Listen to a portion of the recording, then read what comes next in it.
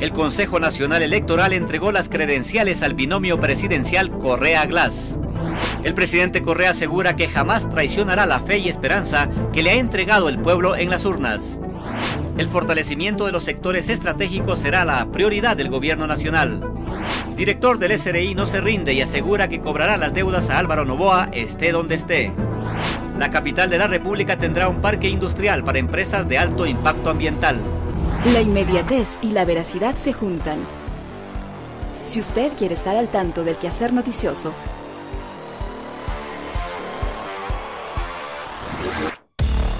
conéctese a www.elciudadano.gov.es.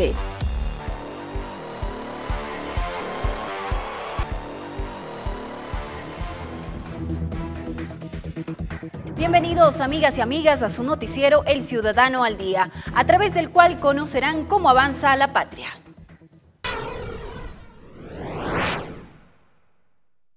Empezamos con la información. El Consejo Nacional Electoral entregó las credenciales al binomio presidencial Rafael Correa y Jorge Glass, que lograron un triunfo histórico con el 57,17% de votos, un porcentaje inédito en un proceso electoral desde el retorno a la democracia.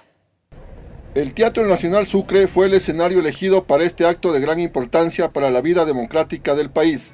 Rafael Correa y Jorge Glass fueron así acreditados como presidente y vicepresidente de la República por los próximos 4 años, gracias al amplio respaldo de los ecuatorianos. Junto a ellos también recibieron sus respectivas credenciales los 15 asambleístas nacionales, los del exterior, así como los parlamentarios andinos. Computado el 100% de las actas de escrutinios, el presidente Rafael Correa Delgado, en esta postulación para su reelección, y su binomio, el ingeniero Jorge Glass Espinel, alcanzaron 4.918.137 votos, equivalentes al 57,17%. En el acto solemne, que contó con la presencia de autoridades civiles e invitados especiales, cada uno de los personajes elegidos por el pueblo el pasado 17 de febrero recibieron la credencial que les faculta para asumir las funciones para las que fueron designados tras la votación popular organizada por el Consejo Nacional Electoral. El presidente del organismo electoral resaltó la transparencia del proceso y anunció que para las elecciones del 2017 el país contará con los equipos necesarios para el voto electrónico. Diego Campos, El Ciudadano al Día. El presidente Rafael Correa agradeció a los ecuatorianos por el respaldo en las urnas y prometió que jamás traicionará la fe y esperanza entregada a él por el pueblo. Aseguró estar dispuesto a trabajar con la oposición siempre que ésta sea de buena fe y no se refugie en el insulto, la calumnia y la obstrucción a la gestión del Ejecutivo. Tenemos un país mucho mejor que el que encontramos hace 6 años, pero aún un país muy lejano de aquel con el que soñamos, dijo el presidente Correa ante cientos de asistentes en el Teatro Nacional Sucre. En 10 años tuvimos 7 presidentes. Sin lugar a dudas, hasta el más necio de los necios, hasta aquellos cegados por el odio, tienen que reconocer que tenemos un país mucho mejor de aquel que recibimos hace 6 años. Dio la bienvenida a la verdadera oposición democrática con capacidad y buena fe, para que presenten alternativas que permitan sostener debates de altura, con argumentos sólidos encaminados a alcanzar los grandes objetivos nacionales. Una oposición que alumbre, que critique, que señale falencias, pero que construya, que aporte, que no se entrampe en egoísmo, en falsedades, que abandone la mentira. Saludamos esa oposición política de conceptos, de razones. Aquí ya no debe haber sitio para mediocres que por atacar al gobierno no les importa el daño que puedan hacer a la patria misma. Correa destacó los avances que ha tenido el proyecto de Revolución Ciudadana que él encabeza y recordó que Ecuador es el tercer país del mundo que más ha crecido en índice de desarrollo humano. Hemos avanzado pese a todos los obstáculos. De acuerdo al Índice de Desarrollo Humano de las Naciones Unidas, el último reporte, el 2012, reporte recién salido hace unos días, que tiene un análisis coincidente con los 6 años de la Revolución Ciudadana, periodo 2007-2012. Entre 186 países, Ecuador es uno de los 3 países que más escaló posiciones en la clasificación mundial de desarrollo humano. La estabilidad que ha tenido el país después de 10 años de desgobierno también destacó el jefe de Estado. Bienvenidas y bienvenidos, todas y todos quieran construir juntos este sueño colectivo. Correa dio la bienvenida a quienes con manos limpias, mentes lúcidas y corazones ardientes por la patria quieran construir juntos este sueño colectivo, independientemente de las ideologías. Rolando Ortega, El Ciudadano al Día. El fortalecimiento de los sectores estratégicos de la economía será la prioridad del gobierno nacional, reveló el vicepresidente electo Jorge Glass, quien es partidario de implementar nuevos modelos económicos. Ya se ha venido cambiando la estructura económica del país, pero tenemos que cambiar profundamente la matriz productiva, la forma en que generamos riqueza a los ecuatorianos. El SRI no se rinde. Esté donde esté el ex candidato presidencial Álvaro Noboa, deberá cancelar las cuentas tributarias que tiene pendiente con el Estado, reiteró el director del Servicio de Rentas Internas, Carlos Mars Carrasco. Estamos haciendo los avalúos correspondientes y en los próximos días habrán remates.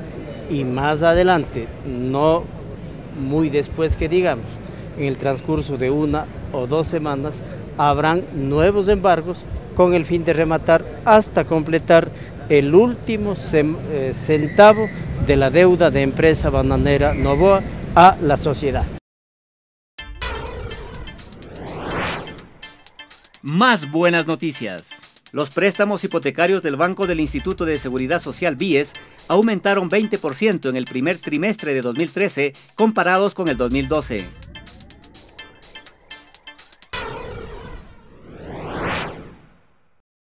La capital de la República tendrá un parque industrial donde se instalarán empresas de alto impacto ambiental.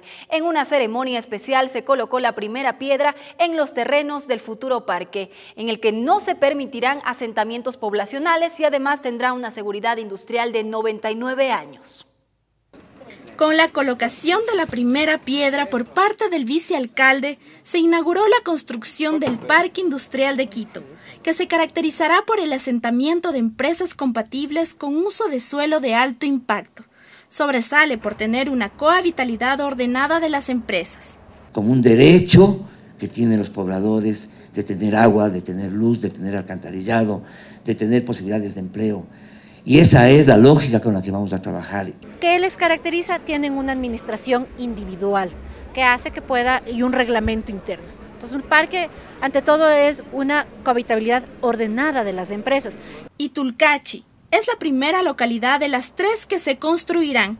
Las empresas contarán con el 50% de exoneración por 10 años de impuestos municipales. Con esta iniciativa de la Secretaría de Desarrollo Productivo y Competitividad, ya existen 4 empresas que han concretado su instalación. Todos los parques industriales en Quito tendrán una seguridad de uso de suelo de 99 años, más beneficios tributarios de al menos del 50% de los tributos municipales. Este proyecto transforma la vida productiva de la ciudad de Quito, manejando una infraestructura y servicios adecuados para las actividades empresariales. Gabriela Noboa, El Ciudadano al Día. Cambiamos de tema. El Ministerio de Relaciones Laborales informó que se encuentran generadas las actas de finiquito de todos los trabajadores del Banco Territorial, quienes deben acercarse a las direcciones regionales de trabajo de Quito y Guayaquil para firmar las actas y entregar la documentación que les permitirá el cobro de sus liquidaciones. Por su parte, el superintendente de bancos, Pedro Solines, se refirió al proceso de pago a los ahorristas del Territorial. Hasta el día de hoy, mediodía, se habían cobrado más de 45 millones de dólares de los 53 que hay que pagar. Estamos hablando casi ya más del 90%. Estimamos que aquí al viernes se pagarán los otros 8 millones que hacen falta, con lo cual habremos cumplido el 100% del pago a todos los depositantes hasta 31.000 dólares, que era la cobertura que daba la red de seguridad financiera. Una conferencia magistral sobre el Plan Maestro para la Ciudad del Conocimiento Yachay fue organizada por la Secretaría Nacional de Educación Superior, Ciencia, Tecnología e Innovación, CENESID, y el Instituto Nacional de Preinversión. Las dificultades que deben vencerse y el inicio de las obras en su primera fase del proyecto Yachay, Ciudad del Conocimiento, se expuso en una charla magistral que se dictó en la Escuela Politécnica del Ejército. Que la Ciudad del Conocimiento va a traer muchas inversiones en ciencia y tecnología, va a traer los mejores profesores a nivel nacional y a nivel internacional para estar con nosotros. El gobierno ha aprobado un presupuesto de 1.000 millones de dólares, de los cuales 600 millones serán destinados a la ciudad universitaria, que tendrá sus características particulares en lo arquitectónico y ecológico. Es una ciudad conectada, es una ciudad para el peatón, es una ciudad en la que la gente puede caminar, puede sentirse cómoda caminando en la ciudad principalmente, y es una ciudad que está pensada a partir de los encuentros. Yachay tiene como misión promover la investigación científica, la generación y difusión del conocimiento, con el objetivo de formar profesionales creativos e innovadores de alta calidad humana. Rolando Ortega, El Ciudadano al Día. Un libro sobre el caso Chevron fue presentado en Quito. Su contenido enfoca, entre otros temas, los grandes y graves daños ambientales que la compañía petrolera causó a la Amazonía ecuatoriana. El dolor y la tragedia que vivieron pueblos enteros de la Amazonía y la desesperanza por una reparación se reflejan en el libro Sentencias Caso Texaco Chevron. Esta obra nace de la investigación de un grupo de abogados de la Red Jurídica Amazónica Rama, que evidenció el modus vivendi de los amazónicos y que hoy lucha incansablemente por sus derechos ambientalistas y humanos. Les queremos entregar este texto para que ustedes puedan revisarlo y van a encontrar la historia, los procesos legales, los anécdotas, las fotos, inclusive la vida que se ha ido de mucha gente en esta lucha. 16.000 millones de agua tóxica derramada en la zona fueron suficientes para provocar la muerte de decenas de cofanes, guaoranis, secoyas, quechuas, que murieron de cáncer y otros que sufren de alergias incurables. Los que vivimos en estos territorios afectados, solo hemos ganado las enfermedades, como le dije, también la pobreza. El libro Sentencias Caso Texaco Chevron revela cada una de ellas con sumo detalle dentro del proceso jurídico que se ventila en la Corte Nacional de Justicia del Ecuador por cerca de 20 años. Miriam Ayala, El Ciudadano al Día. En un operativo realizado por la Policía Nacional fue capturado en Guayaquil el cuarto delincuente de la lista de los más buscados. Se trata de Silvino Sánchez Zavala. El gobierno nacional insistirá sin reparos en la lucha contra la delincuencia organizada. Si estas personas creyeron que estaban en el Ecuador antiguo, en el Ecuador pasado, pues se equivocan, pues les vamos a recapturar en los próximos días. Ténganlo por seguro que estamos cerca de los delincuentes. Más buenas noticias. El Ministerio de Inclusión Económica y Social promueve la alimentación saludable de 350.000 niñas y niños a través del programa alimentario nutricional.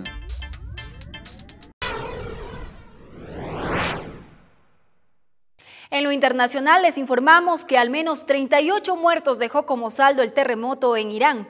Japón declara alerta máxima ante posible ataque norcoreano. Estas y otras notas del mundo en el siguiente resumen internacional. En Irán, un terremoto de 6.1 grados en la escala de Richter mató al menos 37 personas y dejó centenares de heridos en un área del sur del país. Las autoridades persas descartaron daños en la planta nuclear que se ubica en esa región. Japón declaró alerta máxima ante un posible lanzamiento de un misil desde Corea del Norte a su territorio. El anuncio fue emitido por el Ministerio de Defensa. La presidenta de Argentina, Cristina Fernández, anunció una reforma judicial con el objetivo de democratizar la justicia para darle mayor legitimidad a ese poder del Estado. En Chile, los restos del poeta Pablo Neruda serán revisados médicamente para determinar las causas de su muerte. Se busca saber si murió de cáncer de próstata o envenenado. Evelyn Rodríguez, El Ciudadano al Día. Así finaliza el informativo El Ciudadano al Día. Los espero en la próxima edición, pero antes les dejamos con el entrevistado de hoy. Conmigo, hasta pronto. Amigas, amigos del Ciudadano, bienvenidos nuevamente a este espacio de entrevistas. El mes pasado la Junta Bancaria decidió suspender las operaciones del Banco Territorial en aras de garantizar precisamente los depósitos de los clientes de esta entidad bancaria.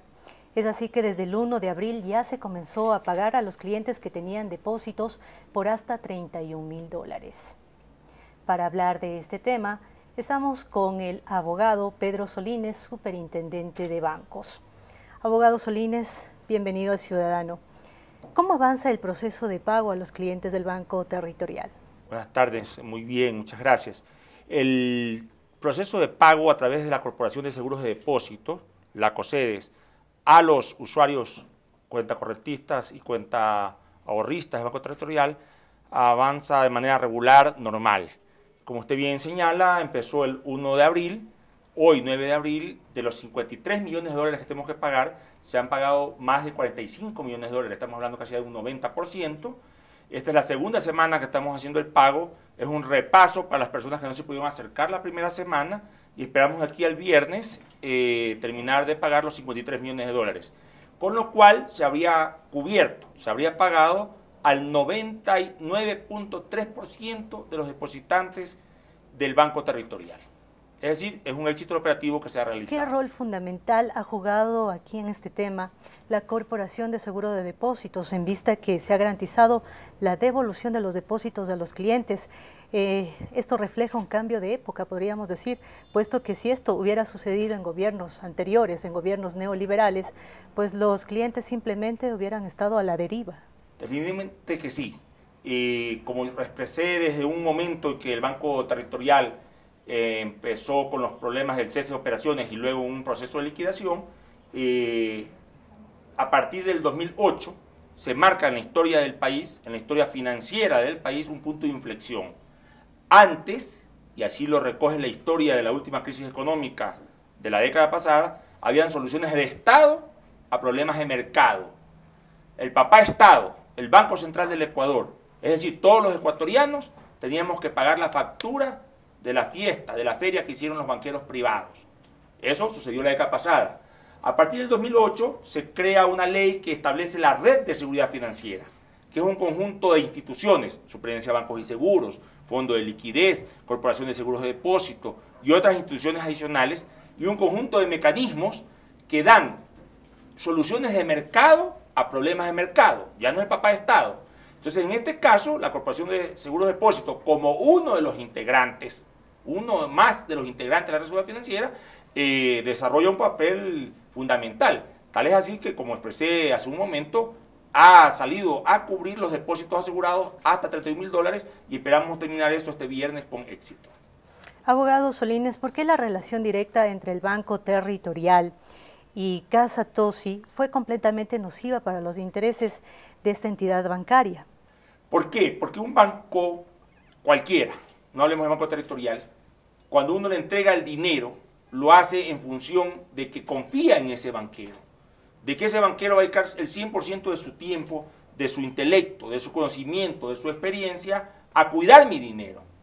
Un banquero tiene dos funciones fundamentales. La una, captar mi dinero, y la otra, colocar ese dinero en condiciones de seguridad y rentabilidad. Nada más. El banquero no tiene que ser bananero, camaronero, agricultor, agroindustrial, prestador de servicios, no tiene que tener almacenes, tiene que dedicarse a cuidar mi dinero. Entonces, creo yo, con mucha sabiduría, con mucho tino, el señor presidente de la República advirtió de estos peligros, de estos riesgos, que ya fueron detonantes de la crisis anterior, en el año 2000. Recordemos ahí que el principal banco del país sacó una comercializadora de banano, los otros eran camaroneros, los otros tenían bananeras, los otros tenían medios de comunicación, el otro de aquí de Quito era petrolero, se dedicaban a todo, menos a cuidar nuestros dineros. Entonces, mucha razón tuvo el señor presidente de la República en someter a aprobación del pueblo ecuatoriano, si queríamos los ecuatorianos que los banqueros se dediquen solamente a la banca o a otras actividades. Y también fue sabio el pueblo ecuatoriano que con mayoría adoptó esa regulación, esa resolución de que el banquero se dedique a ser banquero y desinvierta en otras actividades. A través de la consulta popular. A través de la consulta popular. Lamentablemente, en el caso del accionista mayoritario del Banco Territorial, el señor Zunino, simuló esa desinversión a tal punto que hemos tenido que tomar a cargo la administración de las acciones Casa Tossi, que a todas luces luce como una simulación y que no desinvirtió el señor Zunino. Es por eso entonces que se decidió la incautación de las acciones de Casa Tossi. El término legal no es incautación de las acciones. Dice la ley que si hay una simulación o si se presume una vinculación, la Superintendencia de Bancos y Seguros dispondrá al liquidador del banco que tome a su cargo la administración de las acciones, ¿no? Y en este caso dispusimos al liquidador que tome a su cargo la administración de las acciones del señor Zunino. Porque en Casa Tosi hay un grupo minoritario, que no es el señor Zunino, que estamos respetando sus derechos políticos y económicos de ese paquete accionario. Asimismo, entendemos que se garantizó también la estabilidad de los trabajadores de Casa Tosi. A ver, separemos el Banco Territorial con Casa Tosi. En el caso del Banco Territorial, al asumir un liquidador nombrado por la Superintendencia de Bancos y Seguros, ese liquidador es representante del Superintendente de Bancos y Seguros. Y en ese caso la ley establece la garantía de los derechos laborales, de los derechos de liquidación, de los derechos y haberes de ese personal que trabaja ahí. Y ahí no hay problema. Habían 340 funcionarios aproximadamente del banco y se asignó una partida del propio banco de $3 millones para cumplir con los pagos de sus emolumentos y de sus liquidaciones. Y estamos coordinando con las autoridades de trabajo, creo que hasta este viernes también tienen que ser pagadas esas liquidaciones de acuerdo a la ley. Ahí no hay ningún problema. Vamos a la situación laboral del banco de Casa Tosi. Nosotros no hemos asumido la administración de Casa Tosi, no hemos incautado Casa Tosi. Actualmente hay una administración puesta por el señor Zunino que tiene representación legal y tiene amplias facultades para resolver la gestión de Casa Tosi, ¿no? Escucho por ahí en medios de prensa que el actual gerente de Casa Tosi, que responde a los intereses del señor Zunino, está cuestionando nuestras decisiones. Yo quisiera a través de este medio y también de la opinión pública que le pregunten al señor por qué no le ha pagado el mes de marzo a los trabajadores de Casa Tosi. Si la Superintendencia de Bancos y Seguros todavía no cogía a cargo la administración de la gestión de Casa Tosi. Que le pregunten al actual administrador, que depende de los intereses y de las decisiones del señor Zunino, que si reportó utilidades o pérdidas a diciembre del 2012. Ahí todavía no está la Superintendencia de Bancos y Seguros. Esto tiene que quedar claro ante la ciudadanía. Porque después van a decir que Casa Tosi quebró en manos de la administración del liquidador, y no es así. Nosotros no estamos asumiendo la administración del almacén, de los bienes. Estamos asumiendo la administración, tomando a cargo de las acciones del señor Zunino. Y como primer paso, hemos pedido, como accionistas mayoritarios que tenemos en la administración, al gerente general que responde a las decisiones e intereses del señor Zunino, que convoque a Junta General de Accionistas, ¿no? En un plazo no mayor de 15 días. Si no lo hace, de acuerdo a la ley de compañías, podemos acudir a la Superintendencia de Compañías para que ellos convoquen esa Junta General de Accionistas. Recién ahí, nosotros, como detentadores de ese paquete accionario, podemos tomar decisiones políticas y económicas respecto a Casa Tosi. Pero hasta el día de hoy, todas las acciones respecto a administración y gestión de Casa Tosi son única y exclusivamente responsabilidad del actual gerente, que responde a los intereses y decisiones del señor Zunino. Abogado Solines, para tranquilidad de la ciudadanía, podríamos decir que el sistema financiero del país está garantizado. Voy a parafrasear al señor presidente de la República en una cadena sabatina hace 2 o 3 semanas. Decía que el sistema financiero del Ecuador no goza de buena salud, sino de excelente salud. Yo lo ratifico como principal autoridad de regulación, supervisión y control del sistema financiero, que los bancos, las instituciones financieras, las mutualistas, las sociedades financieras gozan de buena salud. El primer trimestre del 2013, pese a los anuncios y a los malos augurios de los propios banqueros del año pasado, han reportado utilidades. Y eso es bueno para el sistema financiero y es bueno para ellos y también para la economía del Ecuador. Bien, agradecemos la comparecencia del abogado Pedro Solines, superintendente de bancos. Debemos de recalcar que el gobierno nacional manejó la crisis del Banco Territorial con responsabilidad, pues esta institución permanentemente ha sido vigilada y monitoreada por la Superintendencia de Bancos. Gracias por su compañía.